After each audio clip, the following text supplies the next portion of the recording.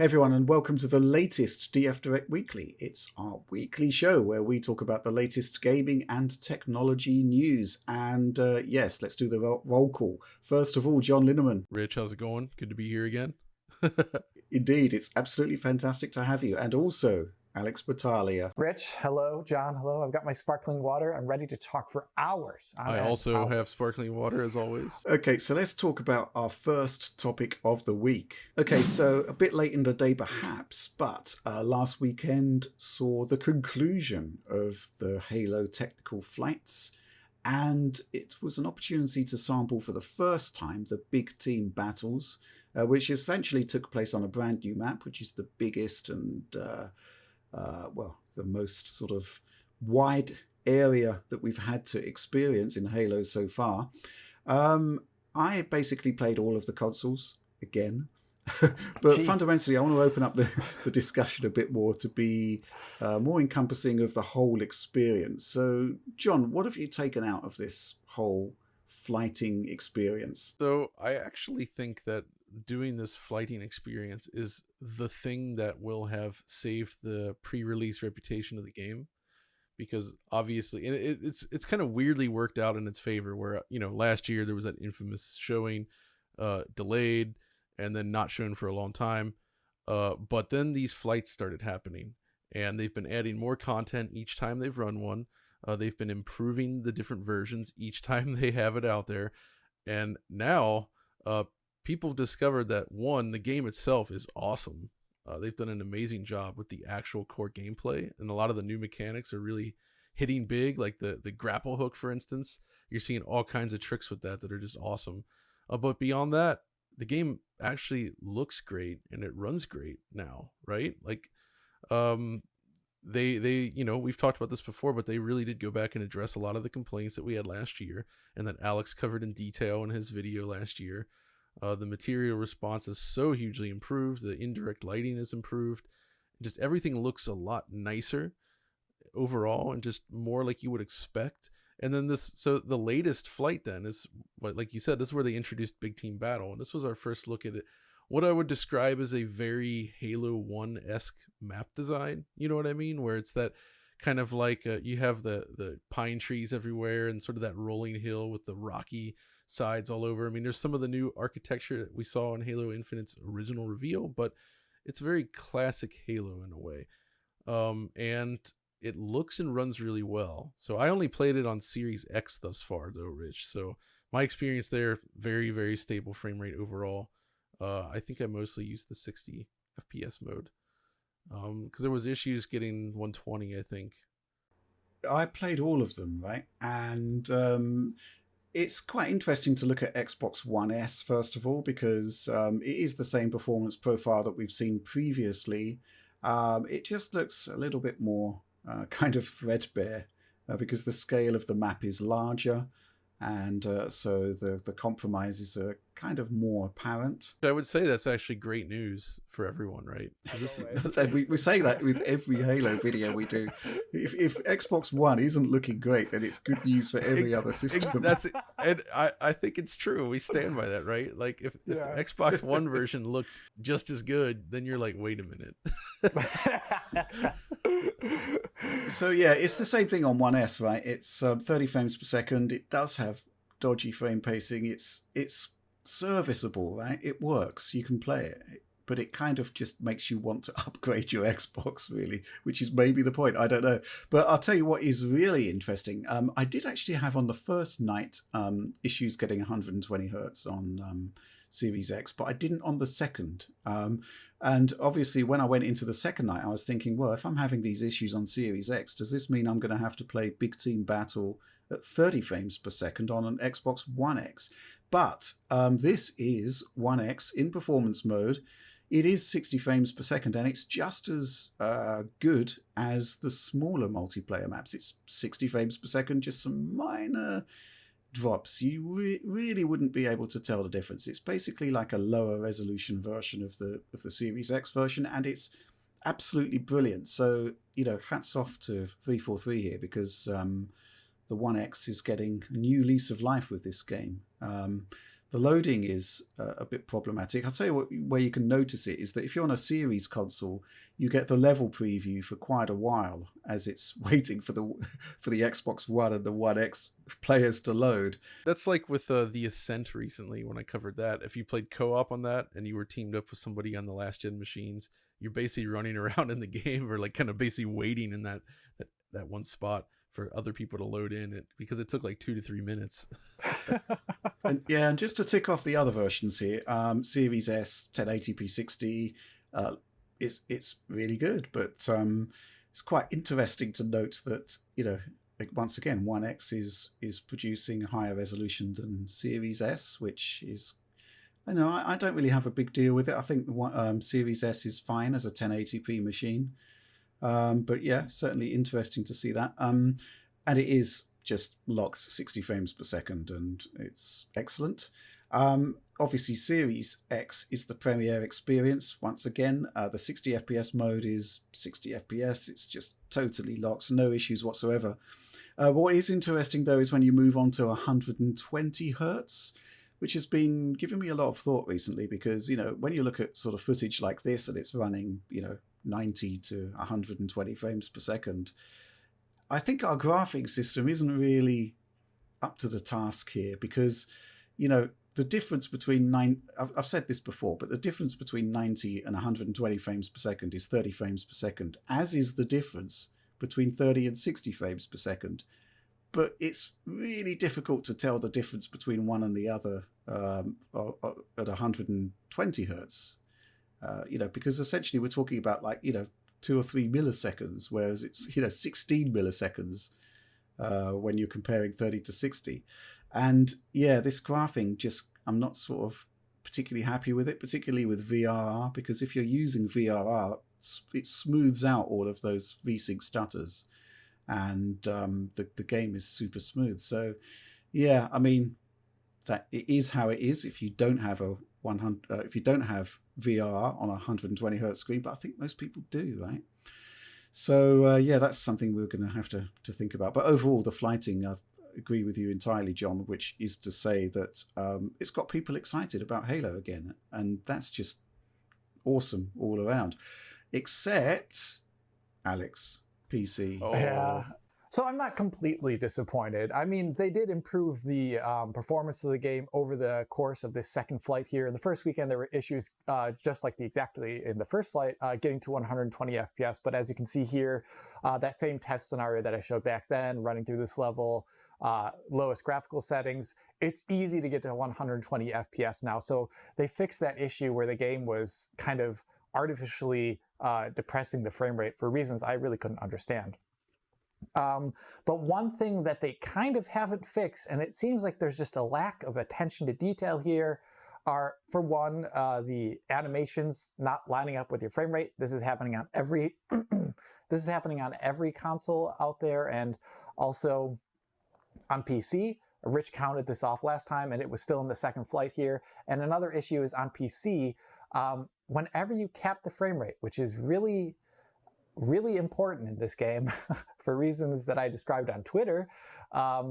Essentially, the frame rate cap is rounding the frame rate incorrectly. So you're getting like 59.7 FPS with the frame rate cap set to 60, and you're getting like 118 FPS with the frame rate cap set to 120. And this means if you're on a VSync monitor, which a number of people will definitely be, you're going to be getting periodic stutter, whether it's every couple seconds or multiple times every second, depending upon your actual target frame rate there. And the reason why you want to use the FPS cap in this game is because the FPS cap makes it so that dynamic resolution scaling works.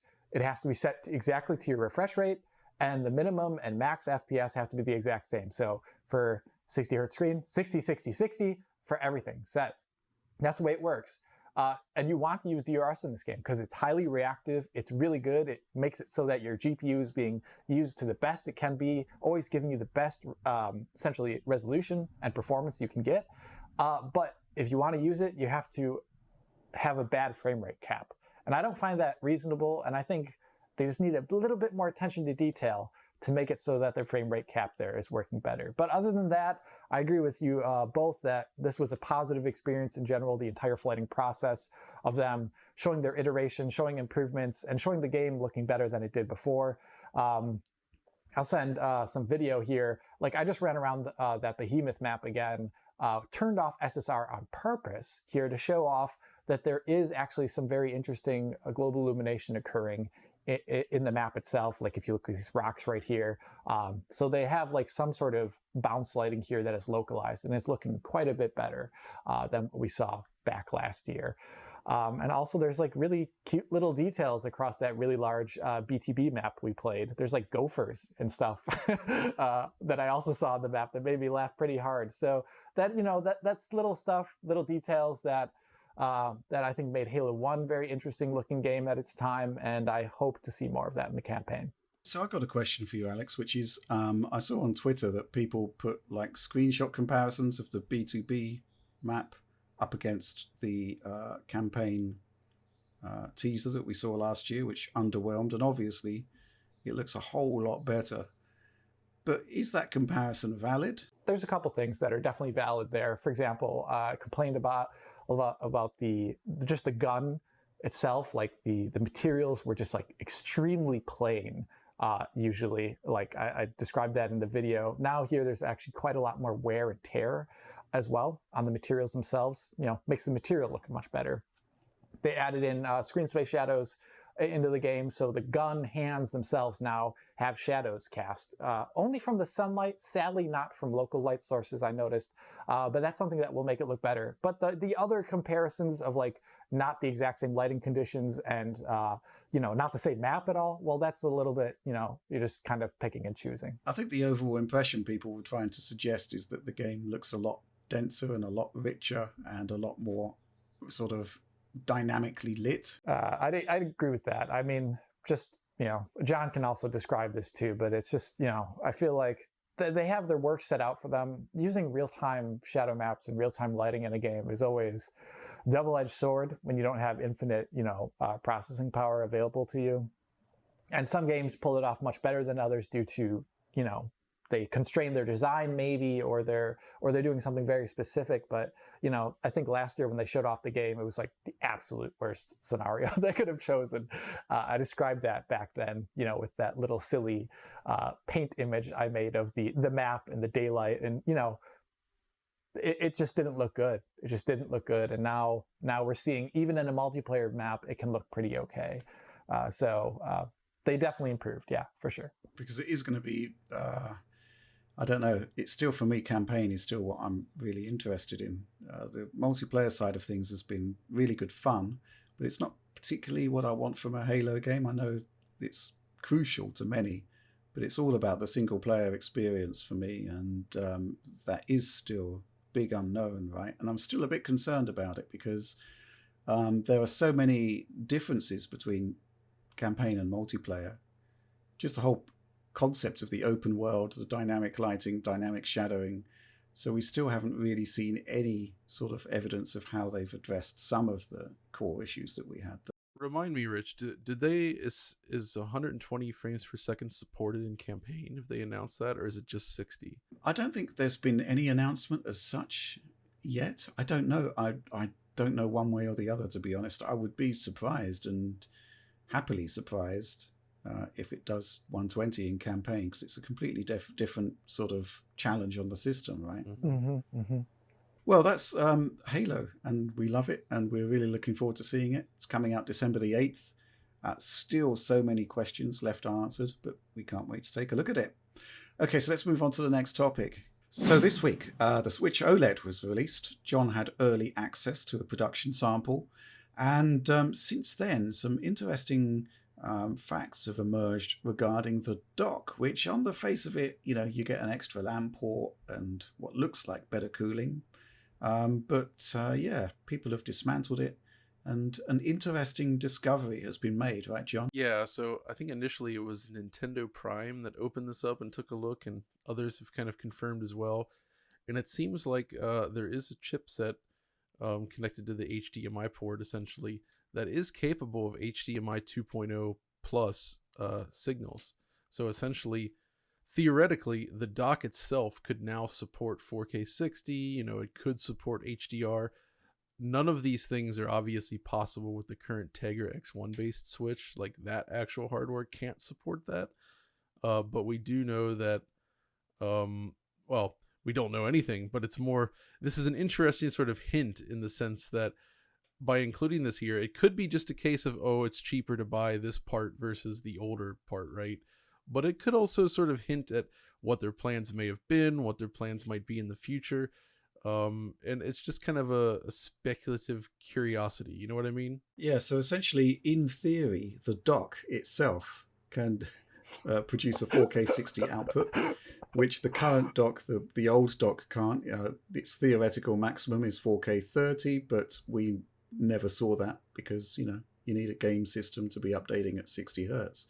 But I think the important thing to point out is that the actual connection from the Tegra SoC is still the same as it was, which still limits you to 4K 30. So I think what's being said here is that there is potentially future-proofing capabilities for a new piece of hardware that does actually support a 4K 60 output.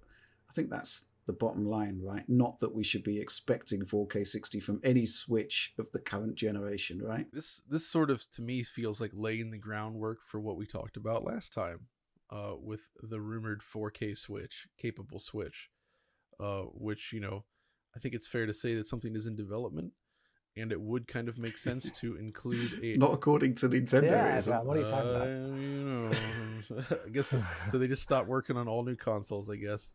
Exactly. But yeah, What if it's a 5K Switch? Yeah, well, that's what it was. Then they've really borrowed from the Apple model, I guess. Oh yeah. But it would make sense to include a dock, as soon as possible that supports these video standards. Essentially, you know what I mean? Because if you're going to be heading in that direction anyway, eventually, and you want to retain some sort of compatibility, it makes sense to go ahead and get it in there as soon as possible, because that's just one tiny part of the chain. It would mean that any new Switch would need to have a very similar form factor to the current one. That's the only sort of potential downer. That is also true. I'd be more inclined to believe that it's just cheaper to source an HDMI 2.0 controller than it is an older HDMI 1.4. That's true, but they also included a cable this time that, weirdly enough, is capable of better HDMI bandwidth. So they included a certified cable for HDMI 2.0 plus, so which they did not before. But again, it's not like it can be used on the current Switch or anything. It's just not capable, but it is curious to see. It is indeed, yeah. I mean, I don't know. I'm just happy that... I guess we're going to talk about the Switch OLED in a bit more depth a bit later on. But yeah, I mean, I'm still disappointed that it is basically the same machine, but at the same time, doubles down on everything that it's good at. And I loved your video, by the way. But we'll talk about that later. But let's move on to our next topic, which, funnily enough, concerns another handheld. Okay, so with each passing day, we're getting closer to the launch of the Steam Deck from Valve. And interesting piece of content that was released by Valve a couple of days back, which was a teardown of the Steam Deck. And you can see it play out here. Yeah, I mean, it's described as a teardown, but it's not. It's basically, this is what happens if you open up the Steam Deck, and this is why you shouldn't do it. I think fundamentally they just wanted to stop people from opening up their machine and, as they described it, potentially compromising the structural integrity. But essentially they were showing us how to change the thumbsticks to replace them. It's good to know that they are easily replaceable. That's awesome. Yeah, that feels like a swipe at the Switch, actually. It is. Perhaps it is, but I hope it isn't sort of like saying, okay, you're going to need this. Replace your sticks sooner or later. But yeah, there was that. And also they were showing us the procedure for replacing the SSD and then telling us again why you shouldn't do it. Fundamentally, they were saying that off-the-shelf parts could have adverse impacts on thermals, on power draw, and on interfering with the Wi-Fi chip, which is conveniently placed right next to it. Rich, though, didn't Gabe himself say that, oh yeah, users can change that at some point? It was an email, I think, yeah. Yeah, and there was a lot of questions around this very specific topic. And I think this video proves that, yes, you absolutely can change it, but they don't really want you to do it. But they were still talking about the micro SD card as the storage expansion of choice, which, you know, I guess we're going to have to put to the test. And they kind of reiterated, oh yeah, it's fast enough. And, you know, for some operations, I suppose that's true, but I don't know. I mean, that doesn't seem necessarily to be the case. We know what micro SD cards can do, and it doesn't match an SSD, right? Like, they're not using some mysterious new micro SD card here. I'd assume if you install your PC games onto a micro SD card, you're going to have inferior performance, at least as far as data access is concerned. So absolutely. And yeah, you took issue with the term teardown, which is absolutely justified because, you know, you didn't actually see the machine torn down beyond replacing the thumbsticks and the SSD. So you didn't get to see the processor. Everything under the main cooler remained a mystery. So there's still going to be a lot of mileage in actually dismantling that machine once it comes out.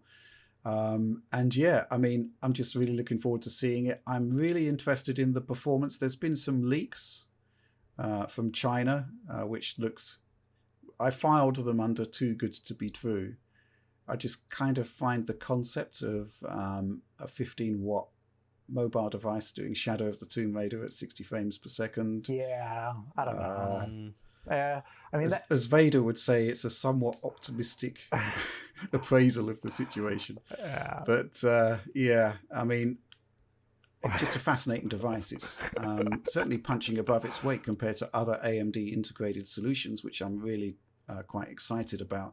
And I just think the whole concept of optimized settings is going to come to the fore. As to whether, you know, there's going to be enough interest in doing optimized settings on a machine that may have a very small user base, I don't know, but I think we're going to be looking at it, right, Alex? Yeah, I mean, I would just like to, for the curiosity sake of it all. I mean, it's hard to promise what will come down the line always. The one thing I noticed from watching this teardown video is that this is the exact opposite of a PC. A PC, you can, you know, it's a big thing. Usually you can tear it apart, you can put it together however you want. This is not that at all. So people need to go in with some different expectations, I think. And it just goes to show that I think maybe that Valve have learned from the Steam machines era that maybe we should actually be pushing for a more unified, less controlled experience for the user. Okay, I think that's all we've really got to say about Steam Deck at the moment because, I mean, I was invited to visit Valve and go hands-on with the unit, but there is still that small matter of the presidential proclamation that stops UK citizens visiting USA, which I think is actually coming to an end in November, so maybe something could be done pre-launch. Yeah, we've been pardoned. But yeah, hopefully we'll have some more on the Steam Deck soon. But let's move on to the next topic. So for 6 hours last week, basically there was a global apocalypse. Facebook went down, and with it, all of its associated services.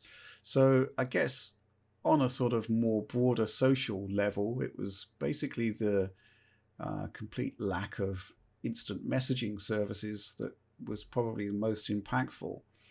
But it's been a bad week for tech in general, and with Facebook specifically, obviously that meant that your Oculus headset didn't work, and kind of brings into focus that for all the good that Facebook has done with Oculus, tying it to those Facebook accounts, it's just not a good idea, right, John? No, definitely not. And I really feel bad for everybody that was trapped in VR during the outage. You know?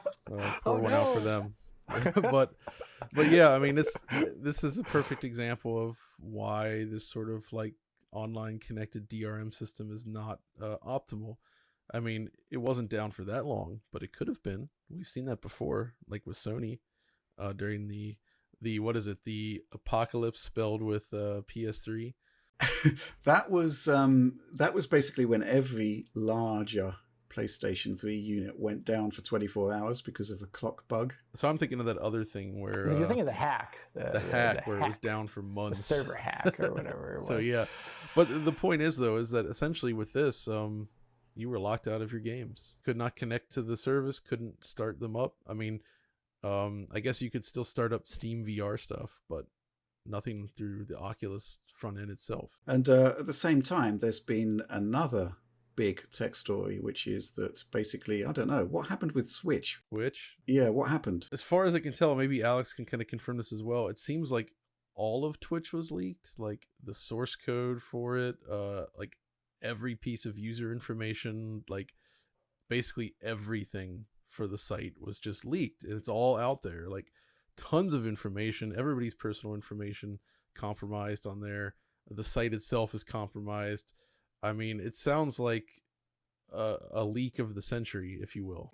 Yeah, I think that's exactly, John put it very well. It's basically everything that was leaked. And this is, I mean, we can talk about this. We don't usually talk about this so often on the show, but the biggest issue there is not that the service is compromised, but it's the fact that people's personal information is compromised, their passwords, and anything like if someone shares a password, which obviously you shouldn't do, but if you do, this means your other things are compromised as well too. If you have your financial information too. Yeah, there's all these things that basically you do not want to ever leak out, and I guess it just shows that games are serious business because they're they're attached to all these other aspects of your life in this social media driven era we're in. So really bad. I mean, I don't know how much that, the providers of these services can always look out for, because hackers are looking always for new, unique ways to get into systems. I just think it's a real shame, and I hope that it can be fixed as soon as possible and reassured in the future that it won't happen again. Well, something that caught my eye this morning as I was catching up on Twitter was that the details of the top streamers' incomes were leaked. And essentially, I think the top guy was pulling in just short of $10 million a year, I guess. And I think, going down the list, it went down to sort of like, 1 or 2 million in the top 10, which is still extremely significant for, essentially sitting down and playing some games and sharing it with a bunch of people. And I did notice some developers were saying, hey, these guys are making more money off our games than we are. I don't know what you make about that, because, I think it kind of grossly distorts the situation in that I suspect that the vast majority of streamers on Twitch can't make a living out of it. And it's basically, just the superstars at the top that are sort of creaming it in. And maybe it's a distortion of the situation, because, faced with those figures, developers could quite rightly say, well, what's going on here? Why? I'm making the stuff that they're playing. How come they're making more money from it than I am? What do you reckon there, John? I think any sort of action taken in that regard to circumvent that would not actually hurt the people at the top, but it would absolutely destroy the small guys, the people that aren't making that much, because that's actually the majority. There's not a lot of people on Twitch that are making bank like these top people are, right? So it's a different thing. It's an entertainment service essentially, and yeah, they're using these games as the base for it, but it's not just the games. And streaming this kind of stuff, like the schedule that these guys upkeep and the production you have to put into it, it's a lot of work. It is not an easy job. It's not just sitting there playing games like people think. So it's an all-encompassing thing. Whether they deserve to make that much, I mean, that gets into the whole, the amount of money going to any sort of like entertainment based celebrity, right? Like movie stars. It's kind of it's in a similar wheelhouse, if you will. So, I would hope developers don't look at that and take away, well, we better do something about this, because that's actually going to have very negative repercussions, I think. The other thing, of course, is that it kind of suggests that no work was put in to get into that position in the first place, which, it's probably no secret that it took us years to get our financial situation in shape at Digital Foundry. It wasn't instant. It wasn't instant bank when we started doing YouTube. Far from it. So yeah, I think that's something else to bear in mind. But I don't know. I mean, not a great week for big tech there, and I don't know. I guess from my perspective, the leak that fascinated me the most was, do they call it the Nintendo Giga Leak? Yes. Yeah, the Giga Leak. I'm still not clear as to how that came about, whether there's still more stuff to come. What were the parameters for the leak? Because there's stuff that we never expected to see ever in that leak. But at the same time, there's some more obvious stuff that, Nintendo did that isn't in the leak, which you kind of thought would be there. So yeah, that's been quite interesting. But it's also been a sort of situation where generally it seems to have been viewed positively because we've learnt more about Nintendo, but at the same time it is still a massive security breach, right? It's obviously a huge security breach for them. It's not good for them, but it is interesting, and ultimately this is really, that's the problem, right? Because it has been interesting, That's because a way lot interesting. of previously unknown stuff about Nintendo has come to light. that information, I feel, isn't ultimately that harmful in the end. I don't think it's going to impact Nintendo's bottom line in any way, but obviously any sort of security breach like this is bad news for a big company. But I think my question is, we don't know the extent of the breach, right? Has everything been released? Is somebody carefully curating it to make it look as though it's just, interesting curios from Nintendo's past? That's a good point. Yeah, I really want to see more there, just to sort of find out the You extent. want those details. I do want those details. It's just the journalist within me, but Okay, well, let's move on to the next and final news topic. So a bit of a niche topic here, but something that I found quite interesting when I saw it on the docket. There's a Switch port of Cotton 2, and I think other titles might be involved. John says there's severe controller lag, and he's teasing me with the prospect of Sega Saturn emulation on Switch. John, what's it all about? Essentially, a company called City Connection, I think, put out a recent collection featuring Cotton 2, Guardian Force, and Cotton Boomerang, which are three very well regarded shooters on the Sega Saturn, Japan only, very expensive today if you just want to purchase them as is. So there was a lot of rejoicing when it was coming to the Switch. So it is actually Sega Saturn emulation, apparently. And from what I understand, and I might need to double check, but it seems like it's also running sort of a Unity shell around it. So I feel like it's this double whammy of emulation plus this extra shell and whatever else they're doing below the surface. It has resulted in games that have between 9 and 11 frames of input lag. Brutal. Which is pretty horrendous, essentially, where, these are shooter games, right? So fast response is required or necessary for proper enjoyment. So it basically makes these feel heavy and laggy to play. Not fun. Which is the exact opposite of what you would want. So it is an interesting thing to see that we do have Sega Saturn emulation here on the Switch, and the actual visual presentation of that seems solid, as does the audio and everything. It's just that they're unplayably laggy. The original games would have been virtually lag-free, you would have thought, right? That's not entirely true. So obviously the CRT doesn't really add lag or anything, but retro games they still have some input latency depending on how the game is coded, right? And I think these actually had a little bit of more input lag than you might have seen often during that, maybe 5 frames of lag or 6 at the most. So they already were not the best in that regard, but perfectly playable, because you do that on a CRT and it feels fine, right? It's not bad. It's just when you add that on top of all the extra lag, they've basically at least doubled the amount of input lag in these games, that's the real problem. Well, to put it into perspective, 9 frames is 150 milliseconds, 11 frames 183. We're sort of getting into Killzone 2 territory. This is the obvious. That's a good comparison. Yes. Just to stress though, when Killzone dropped frames, which was quite frequent, it could go over 200. But yeah, it was 150 baseline there. So it is a comparison that is valid. But yeah, that is. I mean, these are 2D shooters, right? So it's not great. The effect is that when you're moving your character around the screen, it feels heavy. You know what I mean? Where it's like you can move, but it doesn't feel instant or responsive. It's just like you're dragging them around the screen rather than smoothly manipulating them. This sounds like a systemic issue that they can't really do much about based on the path they've chosen to bring these games forward. Yeah, it's pretty clear to me that however they've opted to do their emulation work and this overall package, there's just a chain of latency along the way, and you add it all up and you get this, is essentially what seems to have happened. And the thing is when you're doing this, like usually with these collections, you do at least add a frame or two when it's low, I found.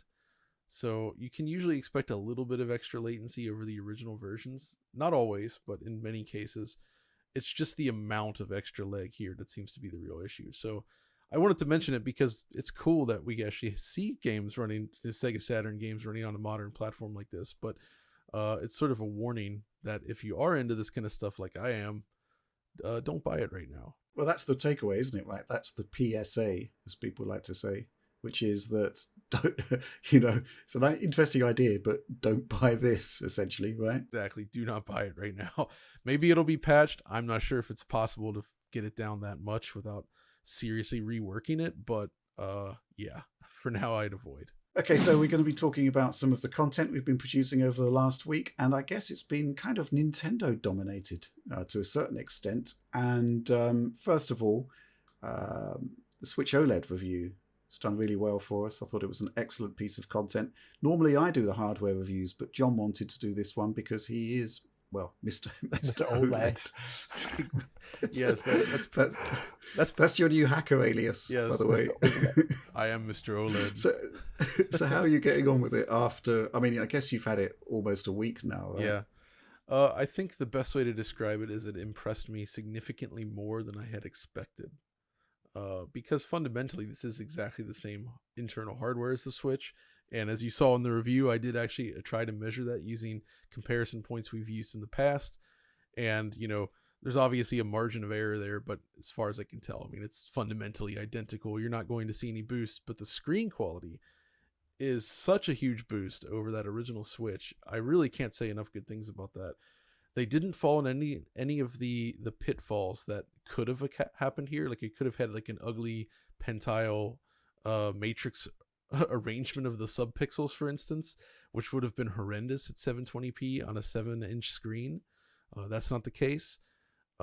It has good motion persistence. It's faster than the LCD that was in there before. The black levels are perfect, so it doesn't have any of those Mura effects that we saw in the Vita, which I showed in there, where in a dark room you can actually see a glow from the screen on Vita, whereas on the Switch it's just like an LG OLED where it's completely black, turned off, which is awesome. And just you combine that with the just general look and feel, like by shrinking the bezels of the Switch and making the overall, like the unit part itself look more, I don't know, just aesthetically pleasing. It's just a nicer looking machine and it feels better in the hand. It has the stronger rail system, of course. It just feels premium in a way that the original Switch doesn't. And I think in the video I kind of compared the original Switch feels like a cheap Android tablet, where this feels like a mid-range phone, because mid-range phones are pretty awesome these days, right? Like this isn't like iPhone level build quality here with the glass and metal, but it's a huge step up from the original Switch. And one thing I didn't mention in the review that I've kind of discovered later is that the SD card slot on the original Switch was sort of much maligned because the way it was connected, it was easily damaged. If you put the SD card in and out too often, you could actually sever the connection, which was a huge pain in the butt. Some people had to get their Switches repaired with that. This time, though, the SD card slot is now attached to the motherboard. So it is more securely placed on the Switch hardware itself. So it should be much more robust for long-term usage, which is a very nice thing. It does basically improve the core experience where it already excelled, right, as a handheld. I mean, I think it's just been a bit of a revelation that Nintendo and game developers have managed to get so much out of so little CPU and GPU performance, right? And using Switch as a handheld is still the preferred way to play from my perspective. I know a lot of people may disagree, but it kind of doubles down on everything that it's good at and just really improves that particular experience. Yeah, I mean, I guess the one thing I didn't see was a battery life. So I did not do the battery life test. And I've talked to several other reviewers during it, and it does actually seem to be nearly the same as the previous Mariko Switch. And I think what's happened is, even though the OLED is technically slightly more power efficient, I think the larger size kind of like negates that, you know what I mean? So it ends up being roughly the same. At least that's what, different reviews like ours has found, and Alex Donaldson found the same, and it all seems to be about similar. The thing though that kind of raised an eyebrow was so Sam from ours, who's been on here before, he actually did do some battery testing, and he left a static image on there while I think moving the camera, but there were static elements, and it resulted in some noticeable image retention on his screen. And I don't know if it's gone away yet, but it is something to keep in mind that this is still an OLED screen. Burn-in is not a huge risk these days on the more modern ones, though you can definitely cause it with the right content.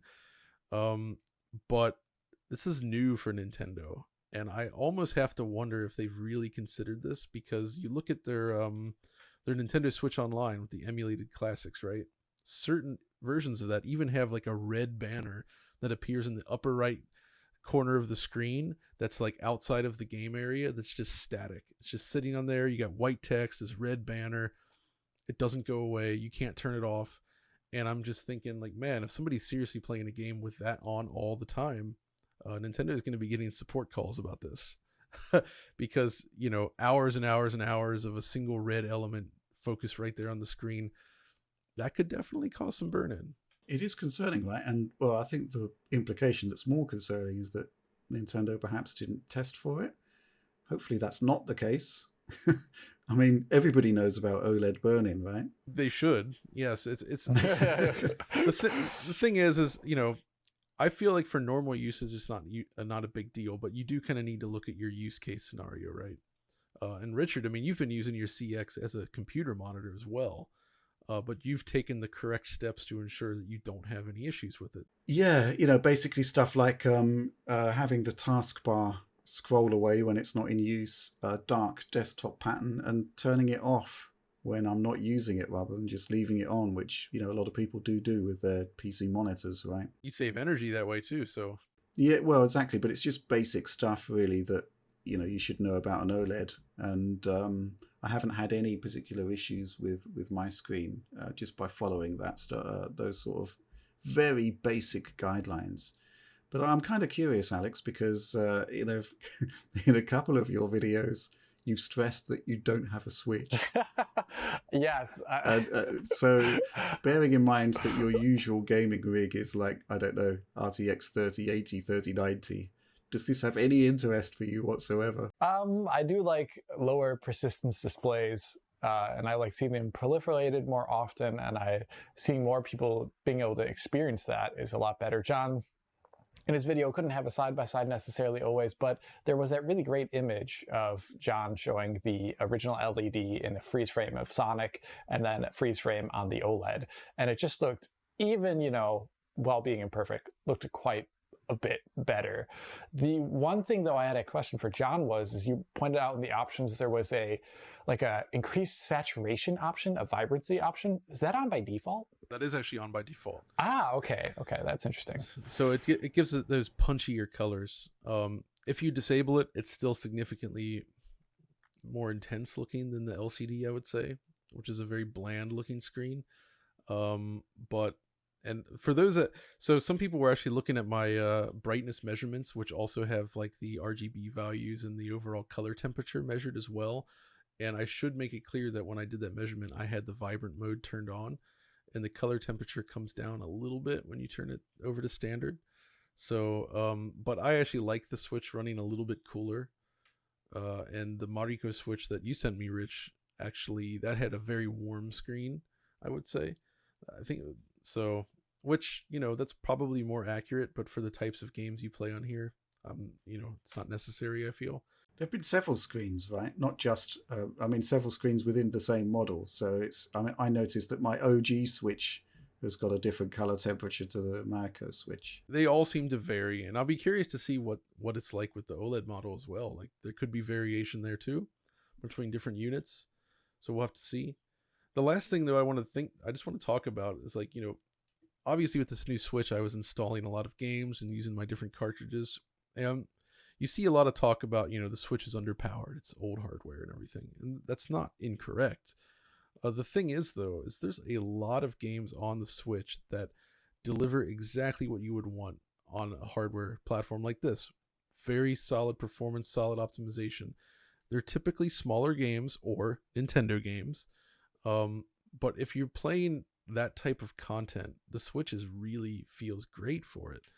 The only time the Switch's technical issues, I think, really stand out is when you're talking about conversions of bigger games to the hardware, right? If you're trying to put Doom on there, Doom Eternal or something, or Wolfenstein or any of those, they're very impressive ports. The Outer Worlds. But obviously, yeah. Oh, Outer Worlds. Yeah, or you get to the bad stuff like that, or Ark Survival Evolved, right? Like, they're trying to do stuff that the Switch just isn't good at. And in those cases, I feel like it's better to just say, hey, play it on another platform, right? But there's a lot of very polished, smooth experiences that you can get on the Nintendo Switch right now. And that's kind of what the system specializes in. And you can also kind of always expect that from Nintendo themselves. Like, they prioritize really good performance, consistent performance, and visuals that look great for the platform. Like, I played Luigi's Mansion 3 again on this thing, and it's just, that game is kind of mind-blowing to see what they're doing on the Switch hardware. Really, really impressive. But another one that's really impressive that we can briefly mention, I'm working on the video for Metroid Dread. And that's actually probably the best game they could have released alongside the Switch OLED, because not only is it a full native 720p in portable mode, it has really, really deep, rich blacks, lots of strong contrast, and it runs at 60 frames per second. So it winds up feeling like, it almost feels like like the hardware was upgraded when you play this game. That's the impression you get, because you're not used to seeing a game look this clear and run this well on the Switch in portable mode. You know what I mean? It's great to actually get a piece of software at launch that really does show the strengths of the screen, right? And I really want to get one of these machines because, I just think the handheld experience really is where this machine excels. And I just want to see more. I want to see what this OLED screen can do. But let's move on to our final content discussion point. And it's an enigma based on what's written on our docket here. Far Cry 6 ? Yeah. Okay. Alex. Okay, so what's the question mark all about? I guess it's probably about, I just want to say, is it a good game? I'm very conflicted in that, because I think if you like these Far Cry games, you're already sold on it. But if you're like me, who's, maybe wants to play something a little different now and then, and likes it when games maybe evolve over time, this isn't maybe a game for you. It basically is Far Cry 3. It feels so much like Far Cry 3 that there's even a joke at one point in the game when you use a flamethrower and the character's like, this feels familiar. It's like, what? I don't know. But the game itself, divisive opinions out there. I think you'll like it if you like Far Cry. You probably will be pretty bored if you don't want to play these Far Cry games again. The game, though, technically is... I feel like Dunya is getting a bit old, and they haven't reworked issues in it, and now they're cropping up more, and even on the next-gen consoles, or these current-gen consoles, I should say. Like, when I covered Far Cry 5 back in the day, it had a stutter tick that when you move around the game world. Well, that's still here in Far Cry 6, and it's even worse, I would say. And it's on the consoles now, too, and I don't like that at all. It feels like they spent all this time iterating, getting the game better in certain aspects, improving the rendering and adding in DirectX ray tracing, but not getting down that core issue. I didn't like that at all. And there's also like camera stutter when you move on the consoles as well too, which is inexplicable to me. The fact that I wasn't getting it on PC, I don't actually know why it's happening, but definitely there on the consoles. But the biggest topic, I think, for me coming out of this Far Cry 6 video, and I talk about it at the initial point of my video when I'm describing the game's graphics, is that I feel like they don't offer enough options to control the quality of the visuals in the game. That applies to a lot of the quarter res elements in it. Like all the post-processing is quarter res, all the particles are quarter res, the lens flares are quarter res, and it looks kind of obvious when it happens and when you see it happening on screen, especially the lower resolution you go. It looks pretty brutal on Series S, I think, at times. And, you know, this applies to the ray tracing as well. For some reason, the ray tracing of this game is like really low quality, and there's no way to ratchet up. And I think in general, my learning out of this Far Cry 6 video is that I want games to have more options and for ray tracing to have more options, both to turn the quality down and to turn it up, because in a couple of years from now, you're gonna like load up Far Cry 6 and be like, I don't know, this is kind of, it doesn't look too great. It's a little dodgy here and there, when they could have just added like one, you know, tick box that says native res post-processing or native res ray tracing or something like that. And they would have a game that scales much better over time, and people would regard better over time. But now it looks a little dodgy at times, and I find that a little bit disappointing, and I always want more options in my PC games. What's the score with the ray tracing, Alex? Because it's been a bit of a topic online, right? They made some bad choices, I think I would say. Like, it's kind of like Battlefield 5 was, you know, the first intro title to DX ray tracing. And honestly, maybe they could have chosen a different effect back then. They chose one that was really hard to do, and one that was maybe not best suited always for the art style in the game. Here in Far Cry 6, I feel like they've done the same mistake that was made in Battlefield 5 back then, where honestly, the shadows in the game without ray tracing are okay enough. And you're adding, you know, you're decreasing your performance for, in most scenes, surprisingly marginal returns. And that's due to they made a lot of quality compromises there. That's why it is that way. And for, you know, for things like the reflections, like if I were to pick them apart, I don't even really pick them apart in the video to the degree I could have, because I felt like I was just being whiny at some point. But like, there's a lot of compromises in there, ones I didn't even talk about, some which were really weird looking, but I just kind of left out of the video because I thought like, okay, people will play this themselves, they'll see that for themselves on top of these other things I've seen. I feel like if you're going to add ray tracing to a game, you're going to want more of the marginal returns, and they made some, I'd say, improper choices regarding quality and maybe even effects type for a game like Far Cry 6, which is open world, you know, GI. Listening to you speak on this, it does feel like this is the type of game that gives ray tracing a bad name, hurts the reputation, right? Because you see people turn it on, their performance goes down, but they barely see a difference, and they're just like, well, ray tracing sucks. You'd get that impression, like if you turn it on in like the first beach area, I'll show it in the video too, you're like, wow, this looks the exact same. That means you made the wrong choice for your ray tracing. You definitely want to have like your first initial moment of the game show at least some difference. Fair enough. I think from my perspective, two questions. Is the engine still brutally dependent on a single thread? You can definitely see that one single thread going to town while the others are not. I will say that.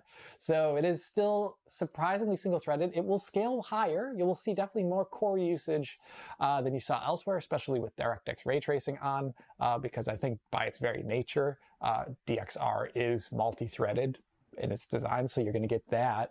But I don't know. I think they should have used this time between Far Cry 5 and 6 to really work on that single threading, and also the damn stutter. It is, you just go around in a car in that game and it's just like on the consoles too, which I wonder what people on consoles are going to think about this, because I don't know, console games usually don't stutter that often, and it's something you see more on PC ports. So I don't know. I mean, that stutter. Yeah, that stutter. Yeah. It's been there since, well, I mean, the first time I started looking at the franchise on PC in any depth was Far Cry 4.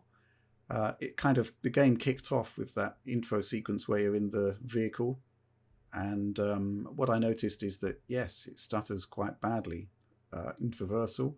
And it seemed to be worse if you had a 2 gigabyte GPU, which kind of suggested some sort of VRAM issue. I don't know. The fact that we're seeing it on a console is kind of cause for concern. And it, because there's a unified memory set up there, the concept of memory swapping being an issue shouldn't be an issue on consoles. So maybe it's something a bit deeper there.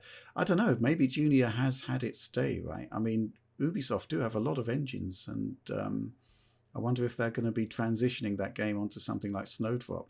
I would vastly prefer that, especially now since with this Avatar game being announced, Snowdrop is going to be huge. Like, they're introducing DirectX, or not DirectX, sorry. They're introducing some form of ray trace global illumination, which I would have vastly preferred in Far Cry 6 rather than these, I would say less than perfect choices for ray tracing, for sure. We're going to be shifting on directly to our Patreon supporter Q&A. So yes, join the DF Patreon, get involved with our community, and yes, pose questions that can be addressed within DF Direct Weekly. And we're going to kick off with this one from Alan Linkfist. Actually, there's 2 questions here talking about frame pacing, but let's deal with this one first. Why do you think so many games have frame pacing / frame rate cap issues, caps especially? Is there some non-obvious technical difficulty, or is it just not a priority for developers? Alex? I think sometimes John and I think that developers maybe don't see these things that we see. To me, it always stands out. Just spin the controller and you're like, whoa, that's weird. So I think it is a little bit of that, and maybe it is actually for some devices a bit of a challenge to ensure it, like the Switch and maybe the base Xbox One, where they're already really resource starved, and ensuring that like some weird CPU thing doesn't mess up VSync is not so easy. So in those cases, I'm a little bit more lenient on it. But if I have like a massive PC and I turn that frame rate cap on and it's wrong, I'm just like, oh man, can't you see this? Can't you see this? The thing about what I actually think happens here, and I've talked to some developers and they've kind of confirmed as well, is for gauging performance, they rely heavily on telemetry from different tools, right? So you're actually looking at information being fed back to you through the machine. What we're talking about is more like a subjective thing where you're like, we're using our eyes to judge the performance, where they're using like some sort of other system to do it. So not necessarily looking at what it sees. If the game is returning, say, a correct 30 frames per second, we'll say like a 30 FPS cap with bad frame pacing, you might be your telemetry might say, oh yeah, you're at a locked 30 frames per second. But even though that may be the case with bad frame pacing, the frames are persisting for variable lengths of time, and that's what we see with our eyes. And I've brought this up with developers that have had issues with this before, and many times they were able to patch or sort of address the issue, and it really did come down to them just actually physically not noticing it. And I think not everybody is as sensitive to this as others, and if you're just relying on what you get from the tools, it becomes a little bit difficult to, I guess, squash them in that sense. They really need to have someone like us just on the team that they just like, all right, look at this. What do you guys think? You know what I mean? Just like show me the money. What do you see here? And like you said, Alex, I think for both of us, we just look at the screen and within like a second, you just see it move once, and it's immediately apparent that there's an issue. I mean, if we talk about the origin of the term frame pacing, it goes back to all of the SLI issues where the buffering and delivering of frames wasn't even or consistent, whereas what we're talking about generally involves a console game that's running with VSync that isn't running at 60 frames per second. And if you're running at 30, then essentially you've got to present your new frame with every second refresh of the display, which is entirely different from gauging performance in terms of raw FPS, right? Because if you've got a game with inconsistent frame pacing, as we see, I mean, let's just bring up a bit more Halo Infinite on Xbox One S footage here, where it's 30 frames per second. This is what, the frame rate counters are going to be telling the developers. But if you look at frame persistence, how long those frames are actually on screen for, it can be all over the place, and that's really difficult to kind of express in a tool unless you have, basically what we have there in the left corner there, which is essentially measuring how long a frame remains on screen. But even that doesn't always work, Rich. That's the thing.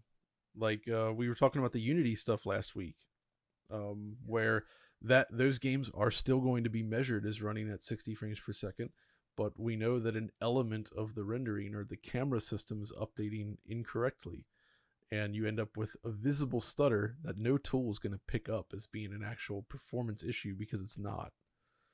So it's kind of like a subset of frame pacing. Yeah, It is, exactly. yeah. So yeah, it's really tricky to kind of articulate it, but essentially it is really valuable to have analysis of what is actually coming out of the display output of your console. It can be quite illuminating compared to internal metrics, and this issue does sort of crop up time and time again. And it kind of leads us on to this next question from Brian Seals. What are the visual similarities and differences between frame pacing issues and an unstable frame rate? Is it a situation where the trained eye can separate one from the other? Spoilers, yes.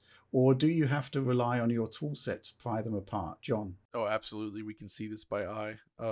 It is technically similar in that it's all about how frames persisting for variable lengths of time, but the way frame persistence issues and frame pacing issues manifest is that it's sort of a regular pattern. So you kind of feel like almost like a tick to it. You know what I mean? Not always, but it kind of comes in spurts or at a certain pattern in a way that your eyes just kind of recognize that, okay, it's not that the performance is bad, but there's an inconsistency here. When the performance actually drops, I think the judder becomes significantly more noticeable. And you're seeing even less consistent frames. You know what I mean? And you can see it right in the frame time graph, because with frame persistence problems, the little dips and spikes on that only come in small increments, rather than like with a sustained drop where you actually see the frame times drop significantly for a longer period of time. They're kind of going up and down all over the place. So it's just a matter of how severe it is. And as a result, it's pretty easy to see by eye. I mean, it can be a situation such as Bloodborne, where even when the game is running at optimal performance levels, you'll still have inconsistent frame delivery. So you can decouple them in many cases. And if you're looking at the frame time graph there, you can tell typically, because if a game has got a 30 FPS cap and it's underperforming, you won't typically see 16 millisecond spikes, or they would be very, very rare. Whereas with inconsistent frame pacing, they'll be there all over the place. It's very easy to tell the difference, certainly if you've got the data right in front of you. But we're going to move on to the next question now from Agsma, which is a question for me. Whoa! Could you? Yes, for me. Although I do value your input, I'm not trying to. Anyway, let's get on with the question, which is: could you imagine Digital Foundry as a whole existing in other formats 15 years ago, prior to YouTube's existence and reliability, such as Eurogamer switching to or forming a video-centric website similar to game trailers, or even in TV channels like G4? Highly unlikely. Is it possible that DF's main focus could find an audience in the landscape of gaming journalism at that time? Well, it kind of did, because Eurogamer had articles from Digital Foundry. And, we talked about a lot of the same things that we talk about today. The shift to video, though, means that we can talk about things and illustrate things a lot more effectively. Stuff like inconsistent frame pacing, for example. And, it also means that we can kind of curate the material that we're pointing out for analysis purposes, such as those contentious zoom-ins. But in terms of what we could have done, I think what Agsma is asking here is, could we have done Digital Foundry as a video enterprise 15 years ago. I don't think the quality of streaming video was up to it. I mean, 15 years ago puts you straight at the beginning of the Xbox 360 generation, right? And YouTube wasn't in a good place at that point. I guess you could do it, but you'd have needed gigantic amounts of bandwidth. You'd have needed to do video downloads. I mean, Gamerside were kind of doing that at that point, weren't they, John? Yeah, that's what they were all about, was providing video, and they still are, actually. It's about providing... 15 years ago, though? Was it? It's pretty old. Absolutely. It was 2005, 2000, so yeah. They were totally doing it back then as well, and that was the one place it was especially useful at that time where you could go and get direct feed, high quality video for your games that looked dramatically better than any streaming solution. So about 2009, 2010, Eurogamer had a bespoke video player where we could actually encode our own videos, and actually, the exact MP4 that we encoded would then be sent out over that player, and it generally tended to be more efficient and much better quality than their back end at the time, which was quite simple encoding, but it would take ages to produce those videos. So yeah, it kind of would have been possible, but the actual ability for us to monetize that content and actually pay for its delivery only really happens because we've got YouTube as a platform to work with. So yeah, I mean, we had Digital Foundry 15 years ago, but it couldn't have been really Digital Foundry as it is today. So yeah, interesting question though. And let's move on to the next question from Paul Calamata. Hey guys, I'm wondering about how all of you feel about Digital Foundry's Edit becoming an increasingly common meme in online discussions about video games. What?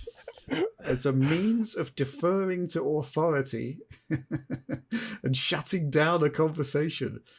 Have you come across this in the past? And do you generally find it amusing and flattering? Or is it more so annoying with regards to things that Digital Foundry never actually said? John. Oh no. Yeah.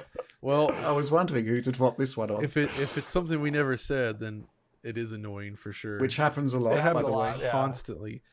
I actually think the thing that bothers us the most, and I think this stands for all of us, is when people try to read way too deeply into something that was said in a video, and it's like the Illuminati or something, like, oh, they say this and this proves that they hate this thing, or it's all these weird conspiracy things, and I guess it's just the nature of the internet today. But yeah, that stuff, that sucks, and people they love to do it. But the other stuff, I'm fine with it.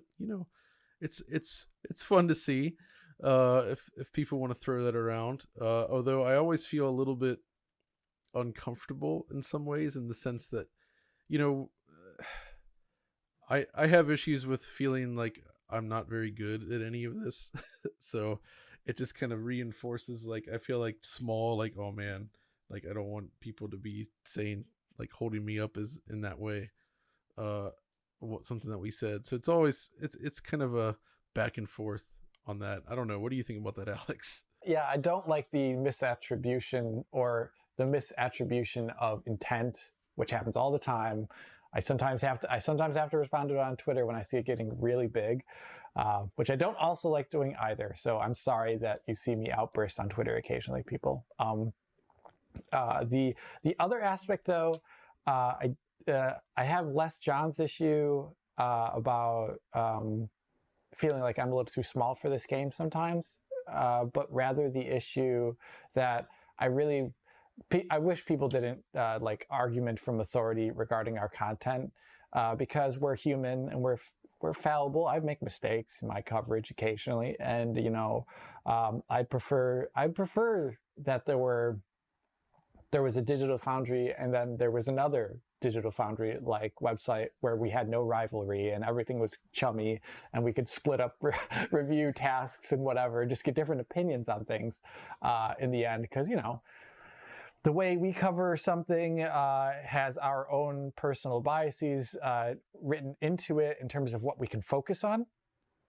And another outlet may not have those. So like Gamers Nexus is really good at, like what Rich just did the video with them, like they looked at it from their perspective and Rich looked at it from his, and they can come to slightly different conclusions as a result of the focus, the eye of focus there. And one isn't right or wrong. You have to have the context of the focus and the specialization. So I don't like arguments from authority because they're usually contextless. So that's my answer. Okay, so look, our mission statement is basically to quantify the gaming experience, right? And we do that with data. And the idea is that we have authoritative data out there that, basically backs up our opinions about any given game. And, there have been many scenarios where the data that we've produced, either through publishing the content or through sharing it with developers behind the scenes, makes games better. And that's really valuable, I think. And it's great to be in this position where developers and the audience listen to us and value our opinion and our data.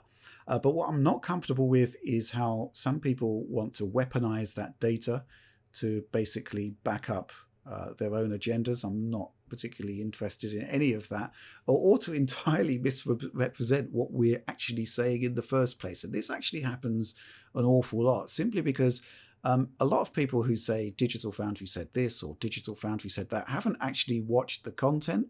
And what they're doing is basically paraphrasing what somebody else has said we said about any given game or video card or whatever. And that is a bit of a problem. But it's this whole concept of authoritative data. This is where I am a bit uncomfortable because so few people are able to produce it in the console space. And this is completely separate from PC benchmarking, where there are a range of really good, reliable tools that mean that there's a vast array of outlets out there that can test all manner of different things and give you possibly a more rounded view of what these games and what these graphics cards are capable of doing. That's what we don't have in the console space. So yeah, while it's flattering, I'm not sure it's amusing, but certainly flattering to be a reliable source that people want to draw upon, you don't have this kind of vast array of data that you have in the PC space. And that is a bit concerning. I mean, there's VG Tech, who is a YouTube channel that basically just does what we used to do back in the day, which is plain and simple frame rate tests, a bit of platform comparison stuff, pixel counting. This guy really knows his stuff and produces excellent work. But beyond that, there's very few people that can actually produce that sort of authoritative data. And the more data there is out there, the better it is for everyone, right? So yeah, it's a bit of a difficult situation that, it's great to be this source that people can rely upon, but we aren't claiming to be the final word, right? And yeah, it's a bit troubling what people do with some of our data. And, the classic example of recent times is for people to snip out 15 or 30-second segments of the direct to basically entirely misrepresent a point we're making, which just baffles me. But, I don't know, knock yourself out. But yeah, let's move on. Another question. It's from Dubuk Nathan. Nice. Would it be possible with FPS games or even TPS games to have your weapon or your character be rendered in a second pass so they do not occlude anything for screen space reflection? So this is the situation we have with SSR, right? Where basically it's based fundamentally on screen space information. So if the information isn't there, if it is being occluded by your view weapon or a character in a third-person game, you don't get that reflected data, leading into big discontinuities. I think the most glaring example for me is Flight Simulator. What do you reckon about this, Alex? Yes, this does exist. Yes? Yes, it does exist, but it's barely used because there's two approaches. I think, honestly, they're both made by the same person, someone who is looking to solve this issue, but obviously ray tracing and other techniques exist, so it's not that popular, and it's also more expensive. There's one called like Deep G Buffer or whatever, where you essentially have like the G buffer is larger than the width and the plane, and it goes like higher up above like where the normal camera position is or something like that, and you can get essentially more off-screen information and less occlusion artifacts for the things that are already on screen. And another one was essentially doing 2 SSR passes, one with the medium range elements and one without these medium range elements. And they actually used something very similar, but not for SSR, in Assassin's Creed. What was the one that took place in London? What was that one called? Syndicate. Syndicate, yes. They used that for, on PC. HBAO Plus Ultra, or whatever they called it back then, used 2 passes of HBAO, one for large to medium scale and one for smaller scale without the character. So you wouldn't get this occlusion artifacts when the character got in front of certain objects, and you also got some larger scale ambient occlusion as well there too. So it's been done before, but for SSR, if you're spending that time to increase the size of the buffer outside of the view range, or doing SSR for a second pass, you're like increasing the computation by quite a bit, quite a large amount, and you might want to just be looking for other solutions at that point in time. So yes. Got another question here. Leonardo Mariano de Rocha. What a name. Cool. I wish I had that name. Yeah, bad. It would make the lower thirds a bit more interesting.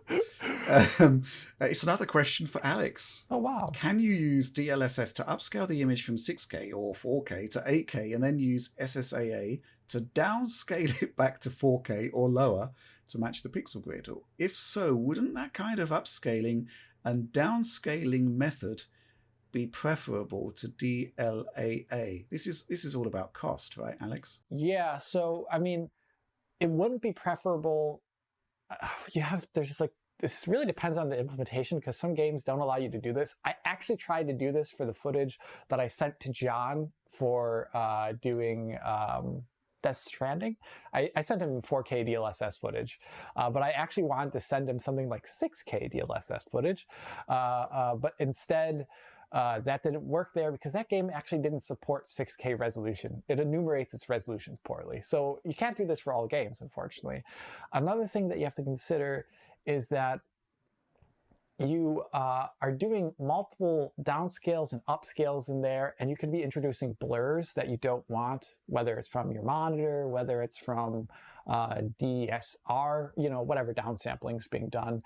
And you also could have some other internal upscales and downscales that you maybe don't want for things like post-processing. Maybe there's misalignments in the pixel grid for post-processing when you do that. Or maybe the way the game uses DLSS is that it uses pre-resolution post-processing resolution. Or maybe the game does it in a way where it's using post, downsampling resolution. Basically, I would say that's like an nth case scenario, what you can do, and people have been doing. They've been using DLSS to super sample their games if you use it in combination with downsampling, which you can do.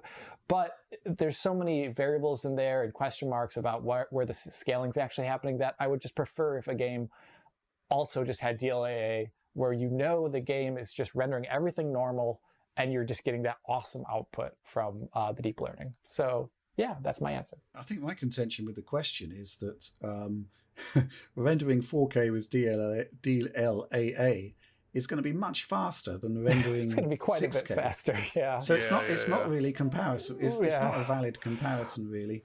If you're looking for like ultimate pristine quality, there's a device coming from HD Fury called the 8K Vroom, which will give you hardware downscaling from 8K to 4K. So, you could possibly try out DLSS performance mode from 4K up to 8K. That's cool. And then, I've got an order in. I'm really looking forward to seeing what it's capable of doing. But the reason I've got the order in is because with the hardware downscale from 8K, we can actually do 8K benchmarking, knowing that the PC itself is outputting actual 8K. And I'm really looking forward to seeing what we can do with that. But yeah, I don't think we're comparing the same things there, because super sampling is just inherently a lot heavier on the GPU than using the tensor cores with DLAA, which is like a fixed cost at whatever resolution it is. So I think you've mentioned in the past, Alex, that the 3090 DLSS is actually really rather cheap. So yeah, good stuff. Okay, right. Next question from Lee Yarker. Surprisingly, it isn't about DLSS, which is his usual. Hey, Lee. But it is a question that a lot of people have asked, and so I added it, which is, why are Sony so reluctant to support 1440p resolutions? Why is it, John? Why? I think it's pretty simple. It's a PC resolution, not one for the TV market. I really think it comes down to that, right? I mean, Sony has traditionally only supported output resolutions that correspond to standards within like the television and theater gear style, rather than like Microsoft, which is supporting actual PC style resolutions. And I think that's really as simple as that.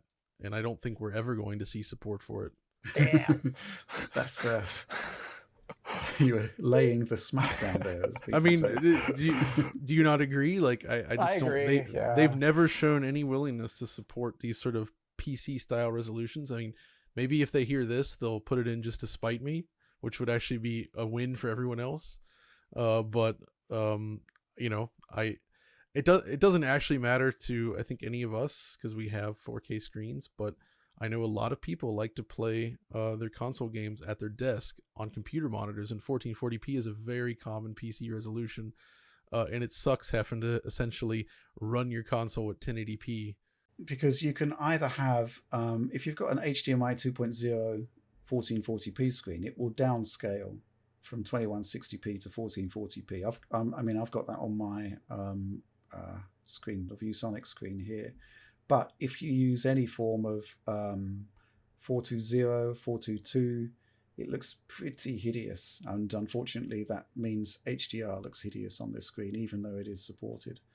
I think it's basically a scaling issue, right? But this would assume that even if Sony did support 1440p, that the games would be outputting at a native 1440p resolution if they're at 1440p. Otherwise, there's going to be some level of double scaling in there, right? And we still haven't really done an in-depth analysis on how Xbox does it, because I still think there is the possibility for double scaling, even though in Halo it looked pretty native when it was at 1440p.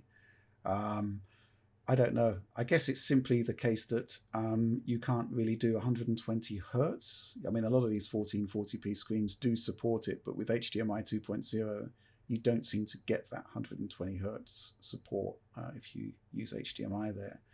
But I agree with you entirely, John, that the major issue is the fact that historically Sony doesn't support anything other than TV resolutions. We saw that with PlayStation 3.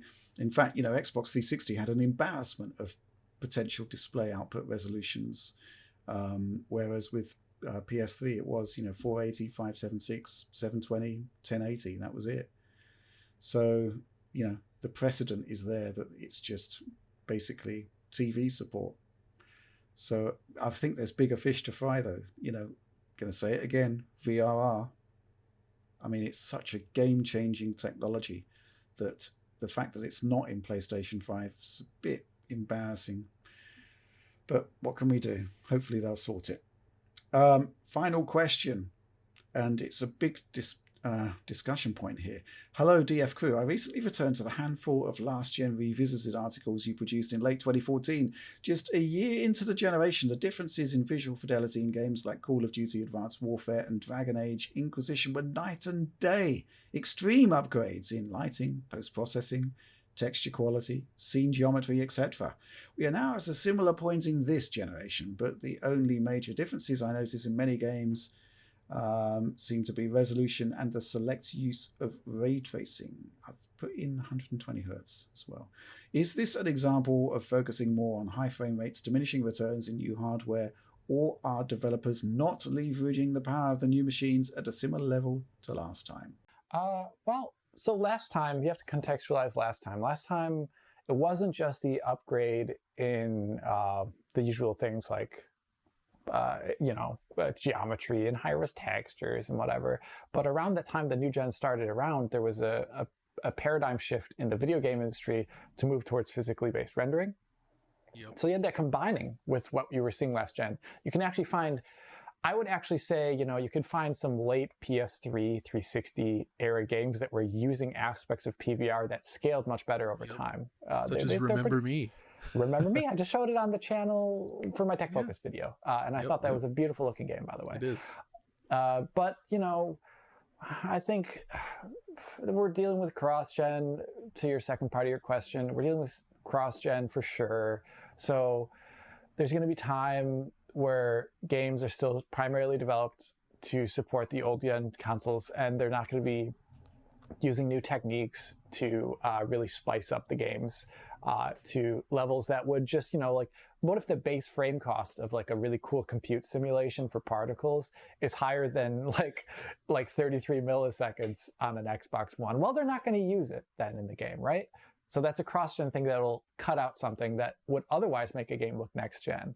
And I think you can see that partially in Returnal, which used very expensive particle techniques. That's why the game's 1080p internally. And, the game looks really cool in motion. And I think it would run significantly worse on something that wasn't the PS5 level of compute power. I don't know if it could even run at all, honestly. Because they're doing some really heavy, like GPU compute in there. I think that's going to keep increasing over time, and right now we're just still cross-gen. That's it. I think there's the bottlenecks always shift with each generation, and this time the biggest boost we've seen is to the CPU and the storage more than the GPU specifically, at least in terms of functionality, right? And I think you couple that with the fact that as he kind of says, I think frame rate is actually a big part of this, and that developers are pushing for higher frame rates on the new generation of consoles in a way that we've not seen for a long time. I actually did sort of I looked at basically the release catalog of all the games released for PlayStation 5 and Xbox Series X, and it's somewhere north of like 85 to 90% of them are 60 frames per second or higher. Which is something, again, we haven't seen that since the PlayStation 2 era. That completely went away. And I think it's, the boost in the certain areas for these consoles have allowed developers to target these higher frame rates, which provide a better experience, but they're not necessarily using it to push the visuals forward that dramatically because of the cross-gen nature as well. So it's, I'm actually okay with not seeing a massive leap in terms of visuals in favor of these gigantic leaps in terms of performance, because that's kind of what console games should be, I think. I think there should always be a focus on trying to deliver the best possible performance on the given platform over anything else. That's why Nintendo has been successful with what they do on very underpowered hardware in comparison, as they tend to focus on performance above everything else. So in designing the artwork and the design of the game around those specifications. I think there's a lot to unpack here, as people say. Specifically, games are now a lot more expensive to make than they were in 2013. And, developers need to get their returns from it. And in the here and now, people are finding it really difficult to buy PlayStation 5s and Series X consoles. So the installed base is, and therefore the potential return for the developer is much, much lower. And, these games have got to be paid for somehow. And, the bottom line is that if we assume there are 10 million PlayStation 5s out there, well, there's over 120 million PS4 and PS4 Pros out there. Compounding the situation is the fact that on an architectural level, there are far more similarities between this generation and the last than there were between PS3 and PS4. So this is basically a way to make these super high-end games actually work from a financial perspective. Maybe they wouldn't exist in the forms that they are today if cross-gen wasn't a reality.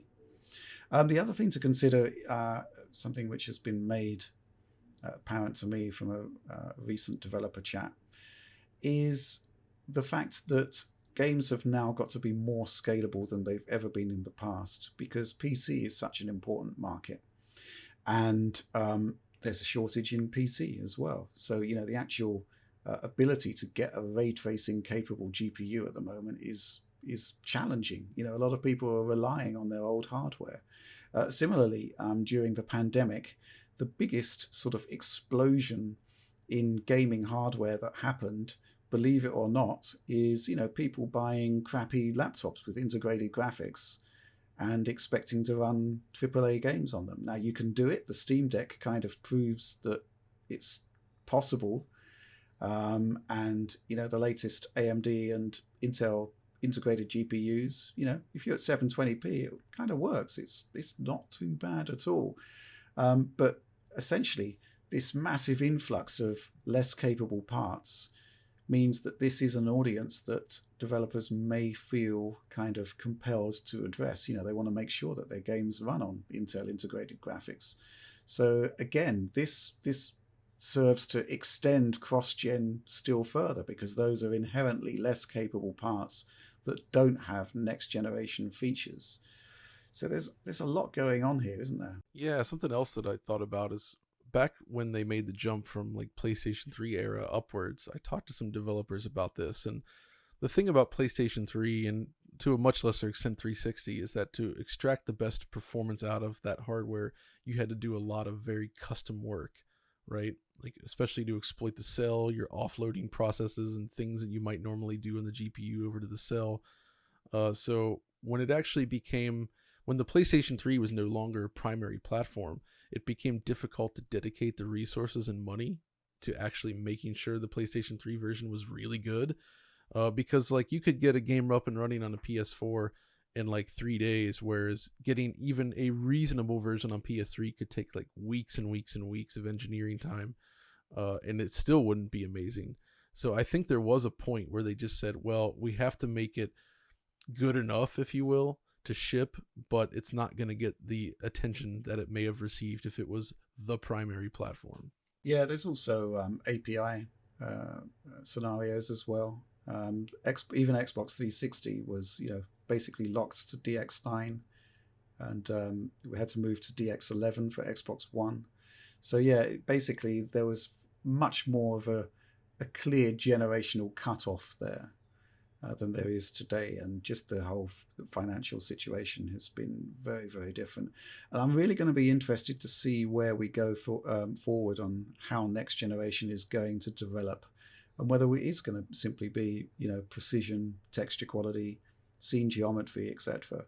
I don't have too many issues with that, but I do think that it's going to be a long time before we see games specifically targeting the strengths of this generation and actually getting the full potential of those systems. Because, you know, while those 120 million PlayStation 4 systems are out there still being used, that is an addressable market.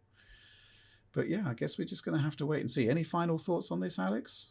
You all covered it all so well. Okay, well, that's everything. That's everything we've got for you in this show. As always, please do like, subscribe, share if you enjoyed the content. Things about bell ringing, you might get notifications. DF supporter program, that is important. Join us, join our amazing community. Pose questions, both in our Discord and for the Direct Weekly. But that's all from us for now. Thanks for watching.